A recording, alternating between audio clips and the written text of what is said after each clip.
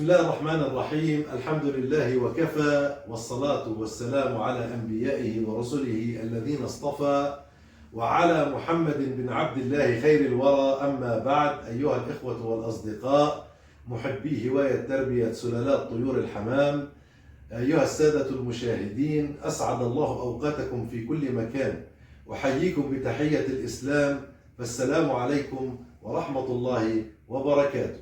بسم الله نبدأ. يا اخوان، اللهم اني قد بلغت، اللهم فاشهد. باقي علينا نوعين من انواع البقوليات، واليوم راح اتحدث عنهم. طبعا انا في نهايه الحلقه الماضيه حكيت انه انا راح اتحدث عن 3 انواع. طبعا في نوع ثالث اياك تستخدمه نهائيا لخلطه الحمام، وكثير طبعا في ناس يمكن بيستخدموه، لكن انا اليوم راح احكي عن ال3. لكن إن سألتني أنا وتسألني نصيحتي بقول لك استخدم نوع واحد فقط لطيور الحمام. يا أخوان، البقوليات ذكرناها الحلقة الماضية، شرحنا عن 4 أنواع. اليوم بدنا نحكي عن نوعين اللي الناس راح تستغرب كثير من الحكي اللي أنا راح أحكيه، وأتمنى يا أخوان إنه الكل يأخذ بهاي النصيحة، لأني أنا بريء أمام الله من المعلومات اللي بعرفها عن هاي الأنواع، شو بتسبب كوارث لطيور الحمام، وشو بتعمل مشاكل عند مربين طيور الحمام. فاللي راح تسمعوا مني اليوم يا أخوان يمكن ما حدا سبق وحكى لك إياه. فواحد يطلع يقول لي أنا جدودي، أنا أبي ومش عارف مين، وطول عمرهم بطعموا بيقة وكرسنة وما كان يصير في الحمام هذا الإشي. لا لا لا لا، مستحيل ما كان يصير، مستحيل، قولا واحدا مستحيل. يا اما انت غلطان او وصلتك المعلومه غلط. على كل حال خلينا نمشي احنا في الحكي، واللي بحب يتاكد من خبير تغذيه مختص ودارس علوم تغذيه، روح يساله ويتاكد من اللي انا بحكي له عنه. واذا بيطلع في كلامي مش صحيح اللي بدي احكيه عن الكرسنه والبيقه تحديدا، يجي يقول لي انت ما بتعرف اشي. فاسمعوا يا اخوان، راح ابدا بالكرسنه. تعتبر الكرسنه هي دينامو خلطه الاعلاف لطيور الحمام، وهي من اقوى البقوليات التي ترفع من كفاءه طيور الحمام البدنيه. كثير ممتاز لهون. البروتينات التي تحتويها الكرسنه، تحتوي الكرسنه على نسبه بروتين تتراوح ما بين 20 ل 25%. والميزه في بروتين الكرسنة يا اخوان يشتهر بقدرته على بناء الالياف العضليه لتكون عضلات قويه ومرنه دون ان يتسبب في ترسب الدهون الزائده، مما يمنح طيور الحمام جسم قوي. وان البروتين اللي موجود في داخل الكرسنة غني بالاحماض الامينيه التي تساعد غدد الحويصله عند الاهالي اللي بتطعم فراخها على افراز اللبن او حليب الحويصله اللي بطعموا فيه فراخهم في ايامهم الاولى. طبعا بتزيد من كميته بغزاره، خاصه في اول 3 ايام بتكون الكرسنه بتخلي الاهالي يربوا لبن في اول 3 ايام من تفقيس الفرخ. بكون يعني افرازهم، مش انها بتخليه رب، بتصير الانثى تفرز والاب يفرز كمية مضاعفة للفراخ، مما يضمن انطلاقة قوية لنمو الفراخ. الكرسنة تعتبر من أقوى البقوليات التي تحتوي على نسبة بروتين عالية. طبعا مش هي أعلى واحدة، لكنها تعتبر من ضمن اللي بتحتوي على نسبة بروتينات عالية. طبعا يا إخوان ضروري نتجنب زيادة البروتين في كل الأنواع. والكرسنة يا اخوان بتساوي مشاكل عند طيور الحمام، مثل زيادة طبعا نسبة البروتين فيه لما تزيد. يعني الاخوان، يعني حكيتها قبل 2 أو 3 حلقات، يا اخوان اللي بتباهى كثير وبقول انا بطعمي بس حمامي بيقة بلدية وكرسنة بلدية، يا حبيبي ويا تاج راسي ويا اخوي ويا نور عيني، بالله عليك تكمل معي عشان اورجيك انت قديش قاعد بتسمم في طيورك يوم بعد يوم وانت مش داري عن حالك. بس طول بالك شوي علي. طبعا نسبة البروتين العالية في الكرسنة يا اخوان، خاصة في الكرسنة، يعني خلينا نركز على الكرسنة يا اخوان، هذا يؤدي الى حدوث عدة مشكلات لدى طيور الحمام ومنها النقرس. ذكرنا انه كل الانواع بتسببه النقرس، وذاك ومشاكل اخرى في مفاصل الارجل ومفاصل الاجنحة كمان. وممكن انه الطيور تكسح برجليها الثنتين اذا زدنا كميته يا اخوان. طبعا بتسبب ايضا زياده في نسبه السمنه، السمنه بتؤدي للتشحم او التليس في قناه البيض، بتبطل الانثى تبيض، الذكر ممكن يبطل يخصب البيض. والاستمرار في تقديم الكرسنة لطيور الحمام بشكل كبير وعالي وبشكل مستمر قد يؤدي الى ظهور علامات الهرم والشيخوخه المبكره في طيور الحمام. طبعا الكرسنة يا اخوان بتحتوي على احماض امينيه، وبتحتوي على ملف بروتيني قوي جدا، وما يميزها هو احتوائها على مجموعه من الاحماض الامينيه البروتينيه النادره التي لا تتوفر بكثره في العديد من انواع البقوليات، وان هذه الاحماض الامينيه هي المسؤوله عن بناء العضل الصافي وقوة التحمل لدى طيور الحمام، يعني بخليها تتحمل إجهاد وجهد أكبر. شوفوا الكرسنة قديش مفيدة، لكنها يا إخوان سم، هلا بتشوف. وقوة التحمل طبعا بتزيدها عند الطيور، خاصة الإجهاد أثناء الزق الكثير وأثناء الطيران كمان، يعني بتساعدها إن شاء الله إنها يعني ما تجهد. لكن للأسف الشديد الكرسنة تحتوي على بعض من بعض أنواع الأحماض الأمينية الغير بروتينية. هاي الغير بروتينية يا إخوان معناها سامة، بروتينات سامة. وفي سياق الحديث سأوضح لكم موضوع السمية كيف بتحدث. طبعا الكرسنة بتحتوي على ألياف، الألياف والمواد المرة.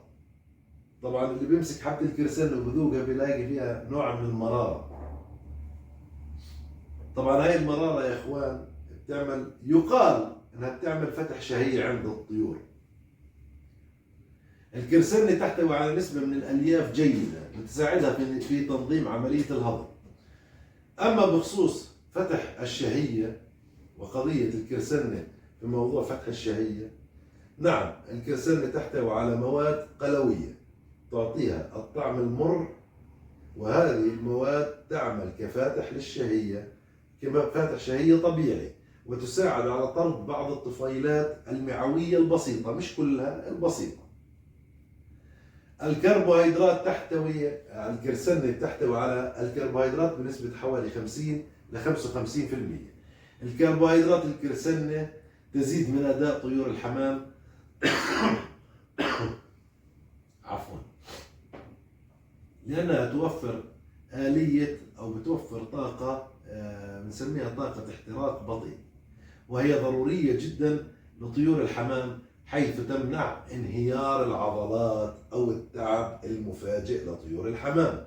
الكرسنة لما بنطعميها للحمام ما بتخلي عضلاتها، يعني مثلا طير مرض، طير أجهد، طير تعب، اللي بيطعمي كرسنة هذا الطير ما بيفقد عضلات، يعني خلينا نحكيها بالعامية، ما بيسيف بسرعة، يعني بيطول شوي ليسيف، بدل ما يسيف له بثلاث أربع أيام ممكن يسيف له بعد أسبوع.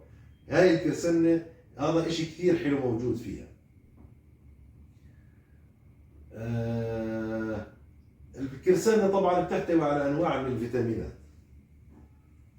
ومن ضمن هذه الفيتامينات هو فيتامين 1، فيتامين 2، وبتحتوي على فيتامين A وفيتامين E، وبتحتوي طبعا على معادن جيدة، وهنا يكمن فيها سر الاحمرار أو التحمير الوردي في المناطق الرقيقة زي ما حكينا، في جفن العين، في لحمية الأنف، في مناطق الأرجل، الجفون، في جلد الصدر. طبعا بتحتوي على الفسفور، وبتحتوي على الكالسيوم، وعلى البوتاسيوم وعلى الحديد. وهو الذي يساهم، الحديد هو الذي يساهم بشكل مباشر في تحمير جلد وجه الطير، جفن الطير، لحمية الأنف، جفونه، الأرجل، جلد الصدر، وذلك نتيجة لرفع كفاءة كريات الدم الحمراء. وذكرت لكم قبل قليل ما الفرق بين التحمير الذي يحدثه العدس وبين الإحمرار الذي يحدثه أو تحدثه الكرسنة.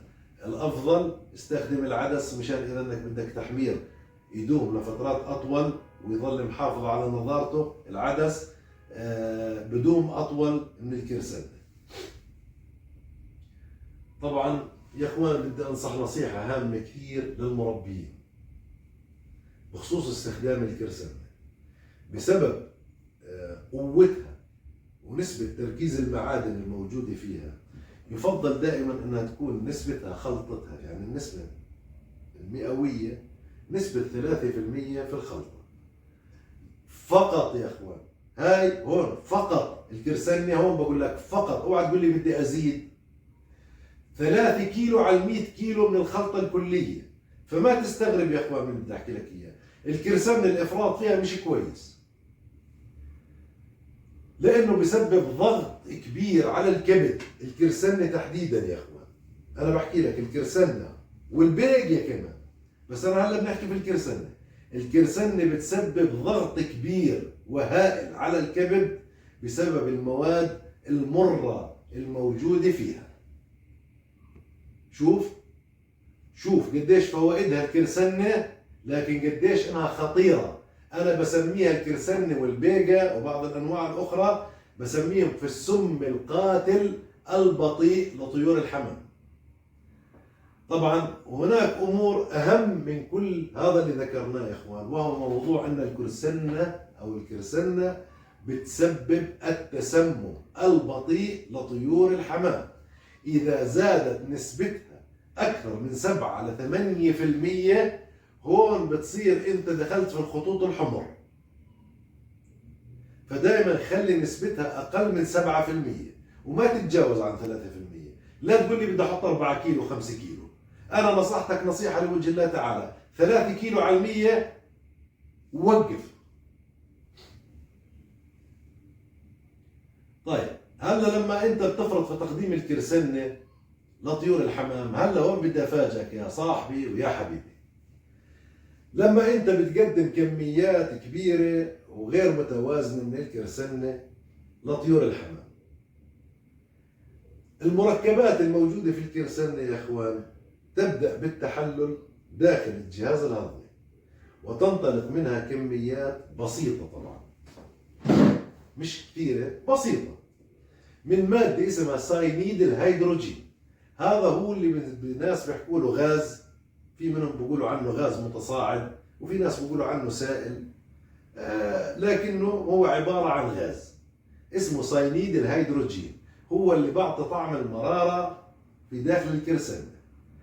شو هو الساينيد الهيدروجيني هذا؟ هو عبارة عن غاز مركب كيميائي شديد السمية، يتواجد في الكرسنة وبعض أنواع البقوليات الأخرى مثل الجلبانة.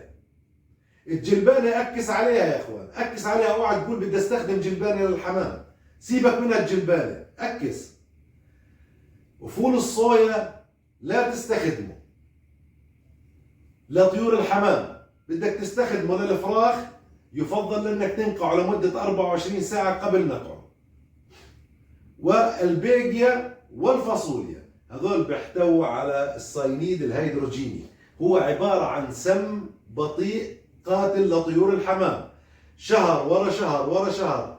والدليل على كلامي هلا راح تتفاجأ، بعد 2 بيطلع لك واحد بقول لك والله الطيرة عمرها ما مرضت وكانت شغالة تمام وما في اشي. اجيت على بداية الموسم هذا بدي اشغلها ولا الطيرة لا بتبيض ولا راضي تبيض. الذكر كان يخصب بطل يخصب. يا شيخ بعد 2 بتشوف هذا الاكل اللي انت بتطعميه شو بيسوي لك للحمام. بعد 2 وفي ممكن بعد سنة يضرب اجهزتها ما تتحملش من وراء الكرسنة والبيقة والجلبانة يا اخوان. الناس اللي بتستخدمها بتتفاخر انها بتستخدمها. عبارة عن غاز مركب كيميائي شديد السمية يتواجد في داخل الكرسنة وبعض أنواع البقوليات: الكرسنة، البيجا، والجلبانة، وفول الصويا، والفاصوليا. يا اخوان ابعد عن هاي المواد، ابعد عنها. بدك استخدم الكرسنة، ولا بنصحك تستخدم الكرسنة، ما تستخدم البيجا. وبدك تستخدم الكرسنة والبيجا تستخدمهم بالنسبة اللي أنا بحكي لك عنها: 3 كيلو على كل 100 كيلو خلطة علف كاملة. غير هيك انت بتدخل في خطوط حمر وبتصير تغامر في حياة طيورك. فأنا نصيحة نصحتها إلكم كمربيين، والباقي على الله وانتم حرين. لكن في الكميات الكرسنة المتوازنة زي ما حكينا قبل شوي يتعامل معها الكبد بشكل طبيعي جدا، اللي هي 3%. يعني حكيناها قبل شوي 3 كيلو، الكبد بتحملها، بتقبلها، وبتعامل معها بشكل طبيعي وبشكل جيد. لكن إذا زادت عن نسبة 8% هون بصير إجهاد على الكبد يا إخوان. هون بنقع في المحظور، وهون بتحدث الكارثة. يبدأ الطائر بالتسمم بشكل بطيء وتدريجي، شهر ورا شهر ورا شهر. الطير ما بصمد عندك ولا بيعمر عندك. سنتين والطيرة ما بتعمر عندك، لا سنتين ولا 3. بتصير تعاني من مشاكل: يا بتصير تعرج، يا بتتكرسح، يا إما بتبطل تبيض، يا إما بتصير تبيض لك بيضة ونص بيضة وربع بيضة وتطول لما تبيض. وهي مشكلة يا إخوان. والذكر يوم بلقح بيض بخبي خاص بيض، يوم بلقحش. هذا يا إخوان من الكرسنة، 90% سببه الكرسنة والبيجيا. مع مرور الوقت طبعا سوف تظهر لك علامات الخمول، وفي بعض الأحيان قد تظهر لك علامات ضيق في التنفس كمان. إنك تشوف الطيور كانت طبيعية امبارح، ليش اليوم ماله بلهث؟ ماله الطير ما كان هيك بتنفس هيك بصعوبة. طيب شو الآلية اللي بيعمل فيها هذا سينيد الهيدروجين؟ وآلية شو يعني كيف بتصير آلية السم أو السمية في داخل جسم الطير من وراء تناول الكرسنة أو البيجيا؟ يعمل السينيد الهيدروجيني هذا كخانق. يا اخوان بقول لكم هذا السينيد اسمه الخانق الخلوي اسمه. فهو يمنع خلايا جسم الطائر من استخدام الأكسجين الموجود في الدم. بكفيك هيك تعرف، حتى لو كان الطائر بتنفس بشكل طبيعي فإن عضلاته وأعضاء جسمه تموت كل يوم بعد يوم وتدريجيا واختناقا بسبب ضعف أو نقص كمية الأكسجين اللي لازم تأخذها هاي الأجزاء من جسمه للطير بشكل طبيعي. بتكون تخف كل يوم. فهاي كلياتها يا إخوان بتؤدي لكوارث عند طيور الحمام.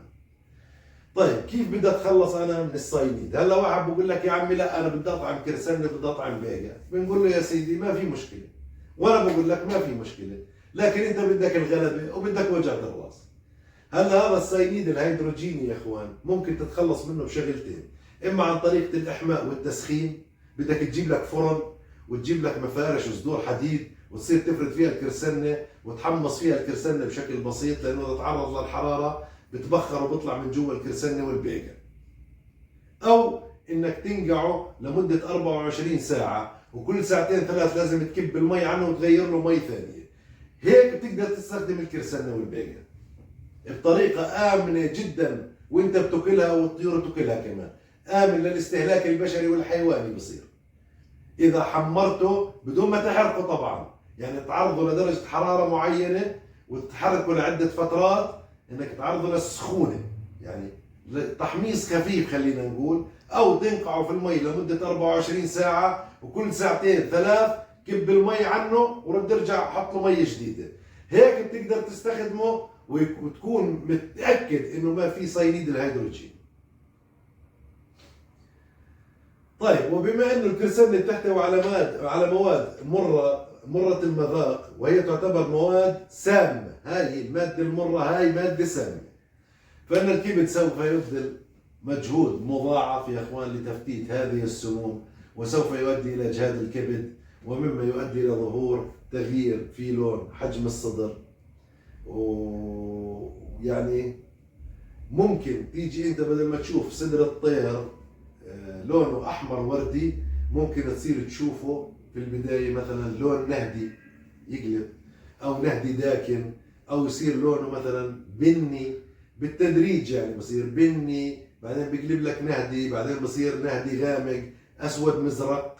هذا هون اعرف انه الطير عندك يا حبيب الشعب تسمم من خلال الكرسنة والبيقة. طبعا هلا هذا الحكي شو بيساوي للطيور؟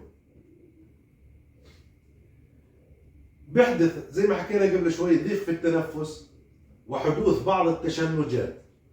يا اخوان في ناس بيحكوا لي والله الطيرة والله الطير والله الفرخ امبارح بالليل امبارح الظهر كنت حاطه بالشمس كنت بطلع عليهم ما فيهم اشي، ثاني يوم طلعت على الطيرة لقيتها مكرسحة او الذكر مكرسح او مش قادر يطير. واحد من اللي بيطيروا حمام بقول لك الطير كان يطير اليوم مش قادر يطير. يا اخوان وفي بعض الناس بيجي بيقول لك والله العظيم امبارح انا كنت بطلع الطيره او الطير او الذكر او الفرخ بالشمس اليوم لقيته ملوح. يا اخوان طبعا قصه اللوحه في ناس كثير بفكروا انه الطير اللي بيلتوح هو انه مصاب بالنيوكاسل او السالمونيلا. طبعا هذا مش صحيح الحكي. هذا انا راح اخصص له طبعا حلقه كامله. انسالت عنه قبل حوالي اكثر من شهر من احد الشباب اصحاب النا وقلت له ان شاء الله راح اسوي له حلقه. يا اخوان مش كل طير رقبته التوحت او راسه رجع للخلف انه صار معه سالمونيلا او كان معه نيوكاسل او بسبب مرض بكتيري. نعم هي السالمونيلا والنيوكاسل نعم بيسووا له اللوحه والرجه نعم، لكن اللي ما صار عنده حالات مرضيه واسهالات لقى طيوره يا شيخ 90% سببه الكرسنه والبيقه. من السموم اللي قاعد بحكي لك عنها لانها هيك بتساوي تعمل له تشنجات بتخلي الطير يبطل يعرف يطير. بيجي واحد بقول لك كان الطير امبارح يطلع من الارض للرف مثلا اليوم مش قادر يطلع. هذا من الكرسنه يا اخوان نسبه 90% من الكرسنه والبيقه، لانه بيعمل مرات كمان تشنجات. الطير بتشنج هيك بيرجع راسه لورا بتشنج بصير عنده تشنج وكتافه تصير ترج ورجليه كل جسمه ورقبته ممكن تلتوي من الكرسنة والبيقة. طبعا أهم علامات حدوث التسمم من خلال تقديمنا للكرسنة بطريقة مفرطة هو أن تبدأ أنك تشوف صدور الحمام لونها يتغير من لونها الطبيعي إلى ألوان أخرى وذكرت لك إياها أنه الصدر بيصبح يميل للون البني المتوسط بعدين للون القريب إلى البني الداكن بعدين إلى اللون النهدي بعدين إلى اللون الأسود المزرق أو الأسود. هاي علامات على التسمم بساينيد الهيدروجيني من وراء الكرسنة والبيقية. يا اخوان زيادة الكرسنة بتؤدي إلى اضطرابات في الجهاز العصبي كمان، لأنه السموم الموجودة في الكرسنة النيئة طبعا حكينا بدك تتخلص منها بتحاول انك تنقعها في المي ل 24 ساعة او تسخنها. اذا زادت عن حدها بتسبب حالات التشنج زي ما ذكرنا قبل قليل او فقدان التوازن، بصير يمشي الطير ويقع مش قادر يقوم لانه جهازه العصبي صار عنده فيه مشكلة من وراء الكرسنة والبيقة. وقد يختلط الأمر على كثير من المربيين بين التسمم نتيجة تقديم الكرسنة والبيقة وبين مرض اللوحة أو الروشة. تخيل، لأني قلت لك قبل شوي إنه أنت ممكن تقول لي والله الطير امبارح ما كان فيه إشي والله برازه طبيعي وأنت صادق، وتقول لي والله الفرخ صبح ملتوح والله برازه ما فيه إشي من الكرسنة والبيقة، بينما هو في الحقيقة يا إخوان عبارة عن تسمم غذائي نتج من خلال تقديم الكرسنة بشكل غير متوازن وبشكل مفرط. وتشير بعض الدراسات العلمية يا إخوان اسمع إلى أن الإفراط في تقديم البقوليات بشكل عام، البقوليات بشكل عام تحتوي على نسبة مرارة عالية مثل الكرسنة وتسبب أثرا سلبيا على إنتاج الحيوانات المنوية لدى ذكور طيور الحمام. عشان هيك بقول لك انه ممكن الذكر عندك بخصب ما بخصب، بكله شهرين بخصبش، كرسنة وبيقة يا شيخ. وبسبب كمان ايضا مشاكل في تكوين قشرة البيض، بيضة عوجة، بيضة خشنة، بيضة برشت، بيضة مش عارف لينة، بيضة مش عارف شو، بيضة نص بيضة، بيضة بيضة، ليس المبيض، بطلت تبيض البيضة. 90% سببه الكرسنة والبيقة. طبعا يا اخوان هذا الامر غاية في الخطورة، انه الكرسنة لانها بتحتوي على مجموعة من الاحماض الامينية غير بروتينية، والتي تعتبر زيادة نسبتها في داخل الجسم عبارة عن سم قاتل بطيء. وهذا هو السبب الذي يجعلنا نتمسك ونصر على الشباب ونحكي له لا تحط أكثر من 3 كيلو كرسنة على 100 كيلو علف من الحبوب كاملة ومن البذور كاملة والبقوليات كاملة. لما بتجمعهم 100 كيلو بتقسمهم، بدك تحط عليهم يا اخوان 3 كيلو كرسنة و3 كيلو بيقة. انتبه ورد على العبد الفقير اللي بيحكي معك.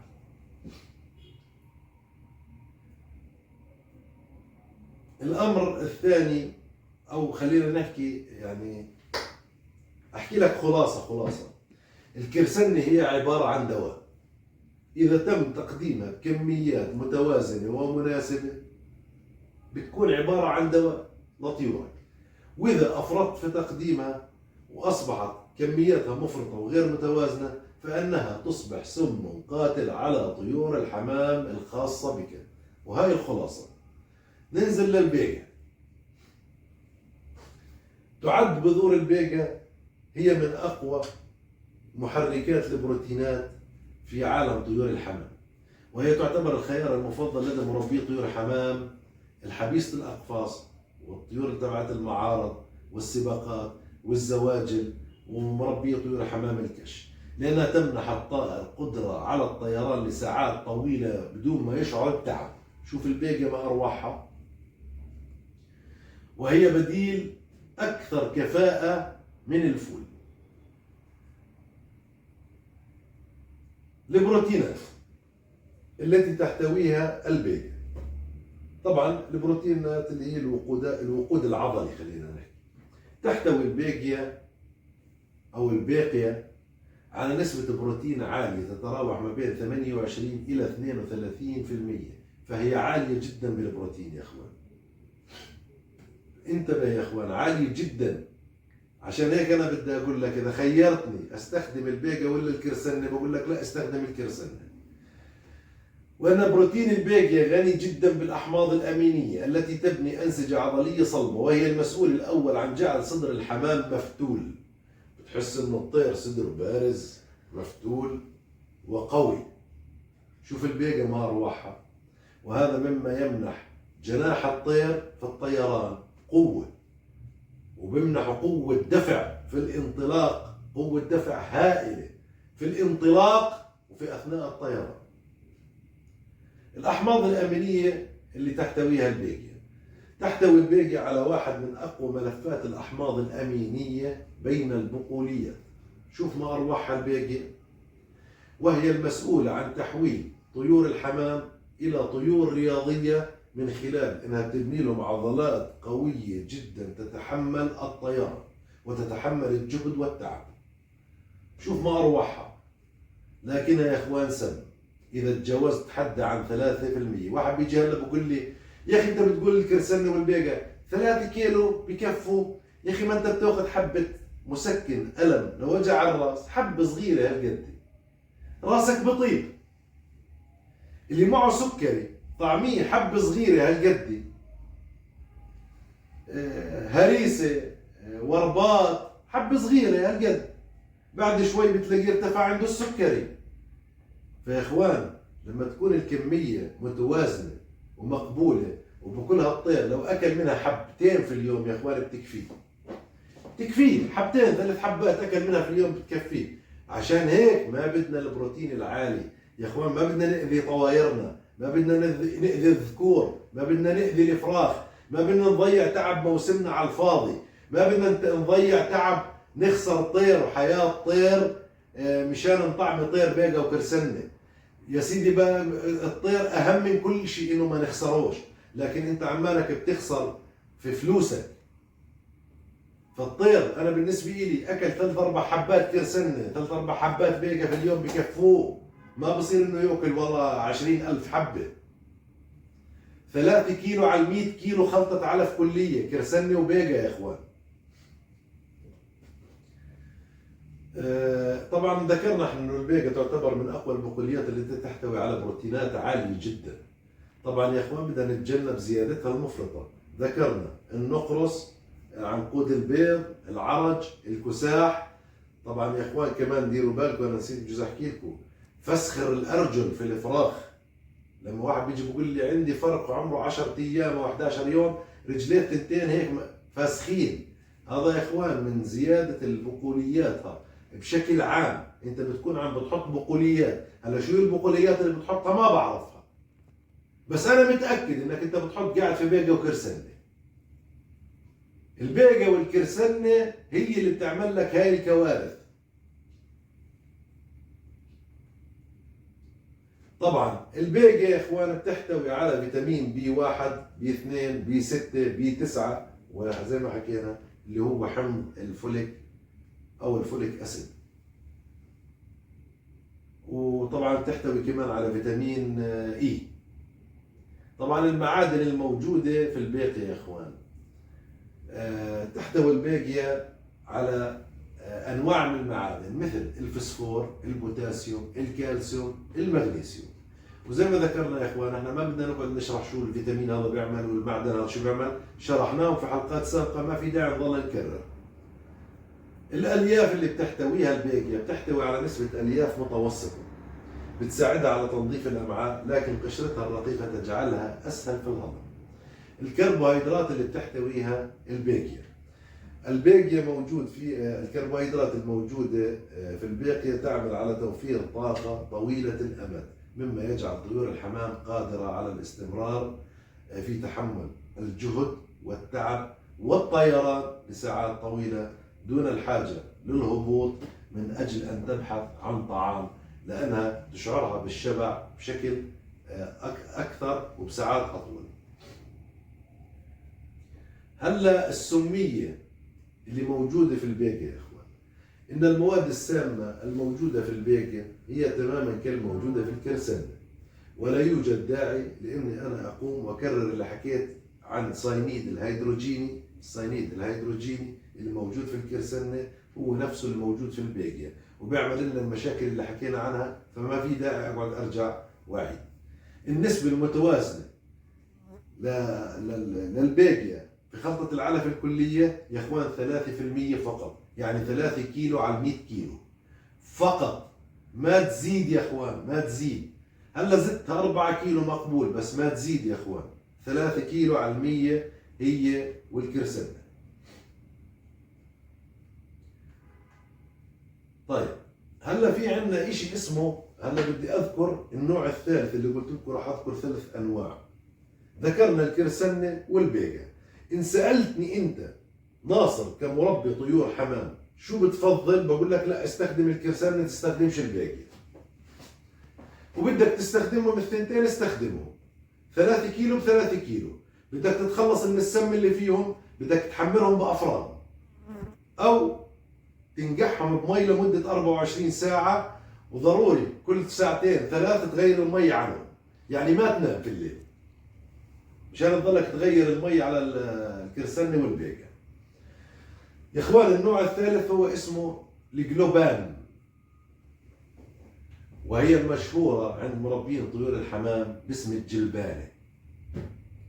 طبعا هو نوع من انواع البقوليات تشبه الى حد كبير حجم حبة البازيلا، لكن لونها بيكون قريب الى اللون البني او احيانا الرمادي او الاخضر الباهت. تحتوي الجلبانة، اسمع يا حبيبي شو الجلبانة.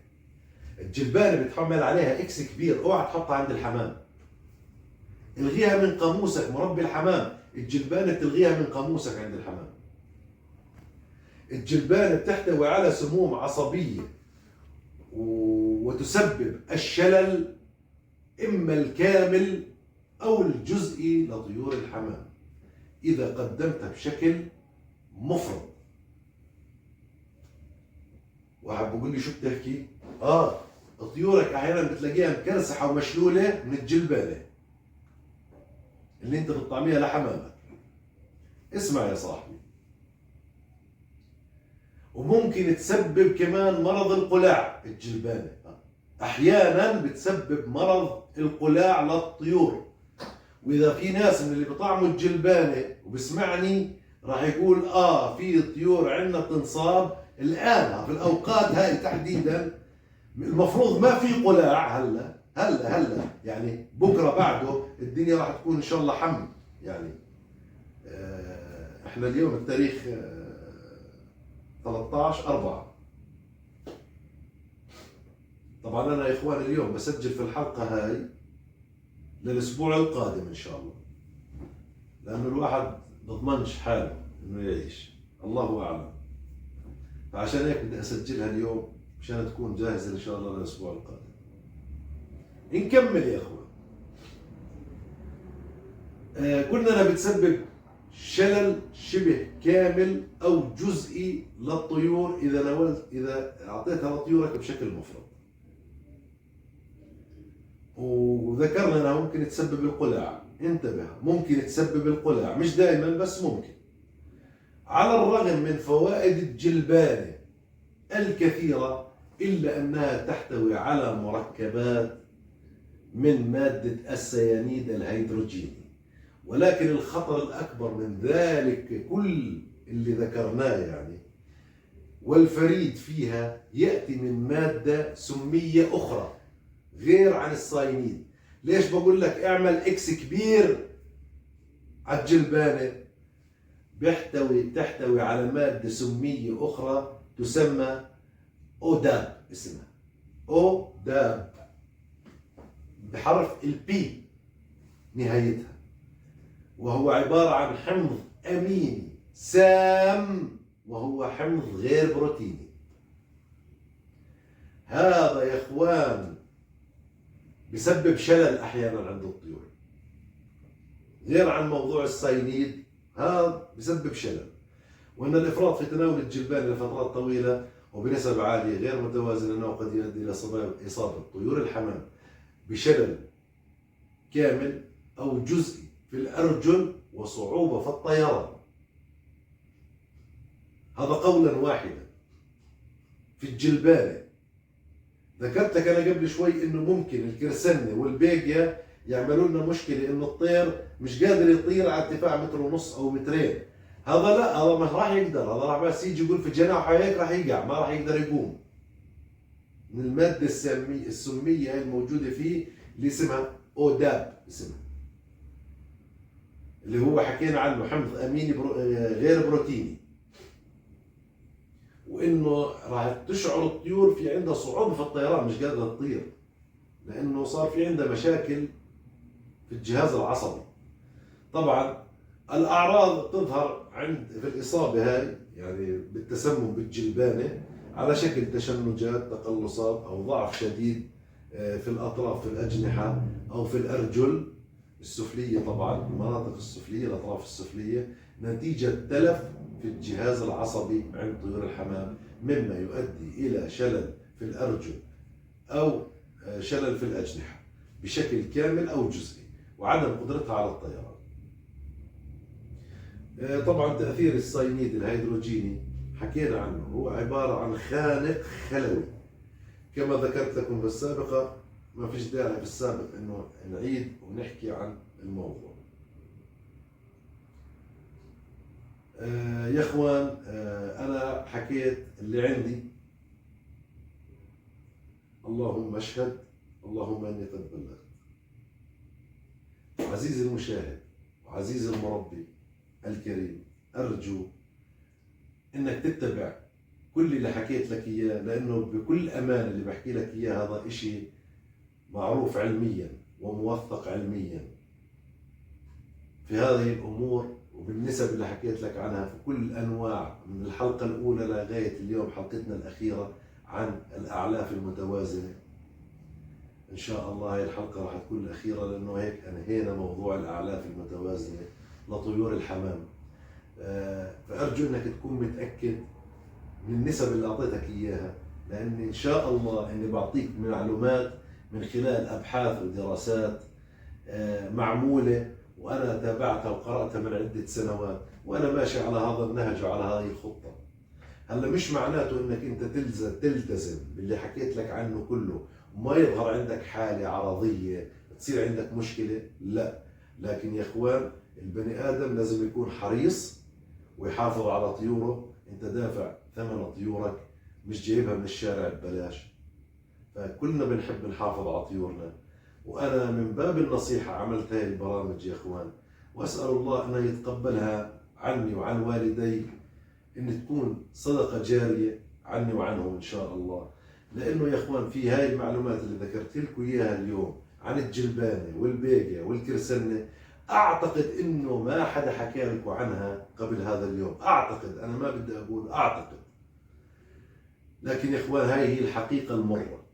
في حلقة سابقة حكيت لكم عن موضوع مدير قسم الاعلاف في مصنع فيرسلاجة، لما سألوا الاخ عبد مسودة قبل حوالي 7 سنين، قال له الشباب عندنا في الأردن وفي منطقة بلاد الشام بطعموا الحمام، يعني أغلب أكلهم كرسنة، بيقة، جلبانة، أشياء زي هيك، وشوية قمح على شوية ذرة. قال له طيوركم لساتها عايشة؟ قال له آه. قال له طب بتنتج وشغالة؟ قال له والله آه. قال له هاي من ربنا يعني استغرب انه احنا بنطعمي. ليش؟ يا اخوان ما احنا كلياتنا هيك، تمسك التلفون، الو والله ابعث لي شوالين بيقة، شوالين كرسن، شوال قمح، شوال ذرة. مش هيك كلنا يا اخوان؟ يا اخوان هذا اشي غلط، هذا غلط غلط غلط كبير يا اخوان، غلط والله انه غلط كبير يا اخوان. انتبهوا على المقادير والاشياء اللي حكيت لكم عنها، وان شاء الله راح تصير امور طيوركم بشكل افضل. واللي عنده طواير واناث وذكور يا اخوان ما بتخصب وطواير بطلت تبيض او تتاخر في البيض، بتكون نتيجه زياده البروتينات، او طبعا بتؤدي للسمنه. افلط طيورك في مطاير وسيعه، طبعا الذكور مفصوله عن الاناث. حط لها خل تفاح طبيعي مع ليمون، حط لها شعير، شويه قمح، شويه ذره بيضاء، ابعد عنها الذره الصفراء، ابعد عنها البقوليات، ابعد عنها البذور، واتركها لمدة 18 يوم. وبعدين ترجع تمسكهم بتحط لهم بعد ال 18 يوم لمدة 7-8 أيام AD3E مع السيلينيوم مع الفوليك أسيد. وبعد 7-8 أيام ترجع تجمعهم مع بعض، يعني 21 و7-8 أيام، شهر كامل، مشان تتخلص من الشحوم والنقرس اللي في داخل هاي الطيور، اللي سبب لك عدم التخصيب وسببت لك عدم انها الاناث تضع بيض او بيضها ما يتلقح. يا اخوان 90% سببها من الاكل. فانتوا يا اخوان احرار، انا اللي علي سويته والباقي على الله. واسال الله التوفيق لي ولكم جميعا.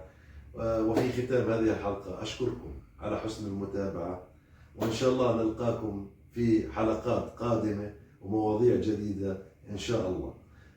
وإلى ذلك الحين أترككم في حفظ الله ورعايته، وآخر دعوانا أن الحمد لله رب العالمين.